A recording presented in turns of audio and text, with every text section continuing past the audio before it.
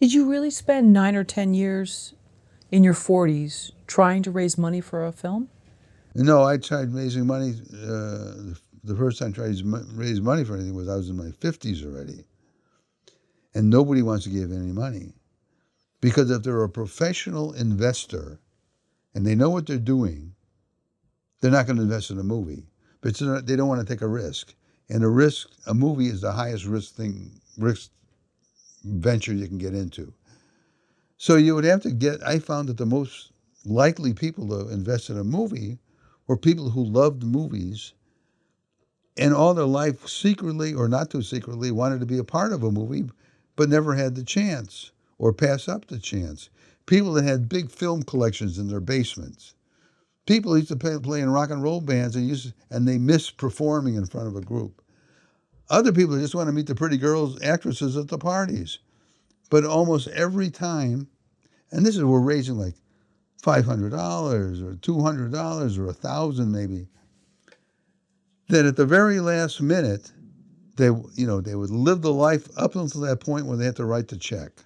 When they had to write the check, then it was a different story.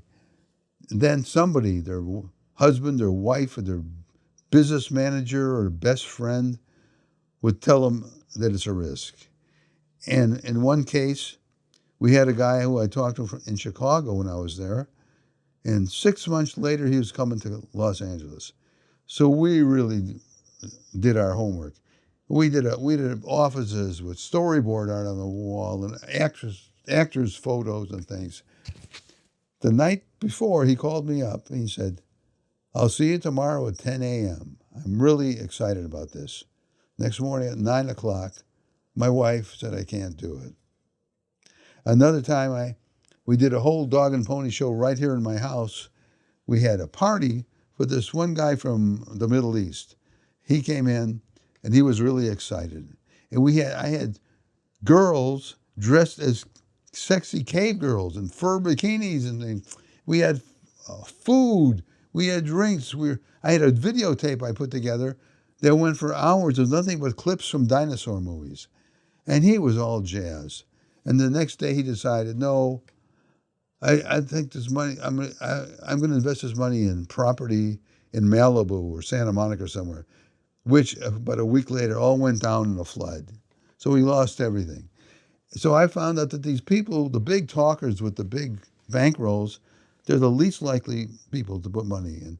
And so what I did after spending over a decade beating my head against the wall, trying to get people to put money in movies, and sometimes, like I knew Jurassic Park was in the 1994. I knew Jurassic Park was around the corner. I had a friend who ran ILM, Industrial Light and Magic, and he was telling me what a big thing this was going to be, and I knew everything was going to go dinosaur. Roger Corman, who knew, made a cheap movie called Carnosaur, which ironically I got to work on as a dinosaur consultant, and Corman made this movie for like, I don't know, $10 million. He put it out a week before Jurassic Park when everybody was already primed up for a dinosaur movie, and it made 10 times its money back in about a week. I'm still trying to raise money for my dinosaur film, which finally came out like 2 years later. And we'd missed the boat. Because everybody I said Jurassic Park to, they looked at me like I was crazy. What is that? Jurassic, what is that? And so the people I knew weren't the people that were likely then to put money into it. And then the people that did put money into it, a lot of them didn't understand that it was a risk and thought they were going to become instant millionaires, which never happened, and threatened us with lawsuits and called us up at all hours of the morning, all hours of the night. And finally, after making 6 movies, going through that process, I was at my high school union in Chicago, and I was thinking, I want to make another movie. I can't let another year go by without making another movie. I'm not getting any younger, whatever. But I got this huge comic book collection with things like first issues of Superman and Batman and Wonder Woman. I don't care about those comics anymore. I never look at them. They're just sitting on a shelf. I sold them all. I raised enough money to finance my own movie. And that's what I did from that point on. I financed 2 movies now. I have no investors to annoy me or who don't understand the contract, which they never read, or, I can do it on my own. I don't have any business partners. I don't have to argue with what I think is going to be the next genre around the next trend around the corner.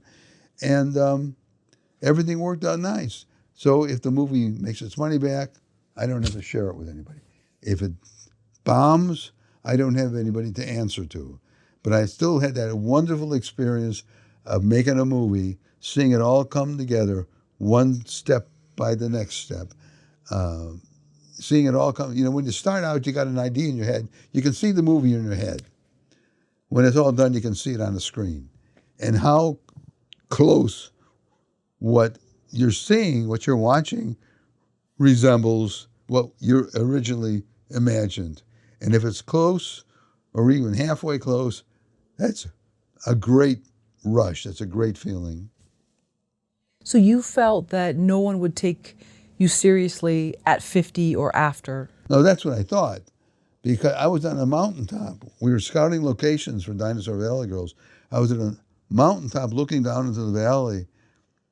And besides that, I thought, at my age, am I going to be physically able to do this? I'm going to be running up and down hills and climbing and all this sort of thing and shooting 13, 14, maybe 15 hours a day.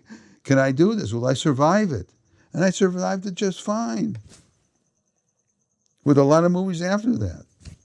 What do you say to someone who worries that they have to make a movie before age 30? I tell them, look at my website and you'll see 8 of them that I made after 50. And if I had the money now, I would be shooting a movie right now. I got 2 scripts ready to go, but I can't make a movie like some of these people where they make a movie for $500 in their backyard and call that a movie shot on videotape.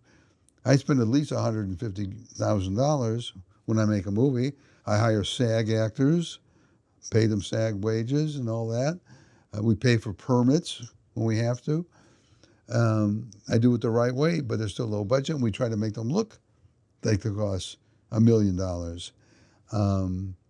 But I think that's an excuse. I think when people say, nobody's going to buy my story anymore, the studios might not. If you're going through the studio system, whether you're writing for television or for movies, then you have a big worry, because they want to have not only people that they think have not been burnt out as far as their ideas go, they also want people that look good. I don't mean necessarily handsome or beautiful, but look sharp. They aren't, drastically overweight. They don't dress sloppy, because it's a cosmetic business. When people walk through those corridors and they look in the window, look through the door, seeing somebody running the Xerox machine or behind a desk, they want somebody that looks young and sharp. You see a lot of attractive women, a lot of handsome men in those places, dressed nicely, And that's one thing they should consider, their own personal appearance because they say, and it's very true, I think, first impressions are lasting. Think of how many friends you have that are 40 years old, that you've known since you were a kid, and they call you up on the phone, and the first image that pops into your mind is them as that little kid. That happens to me all the time. And so those first impressions are really, really important.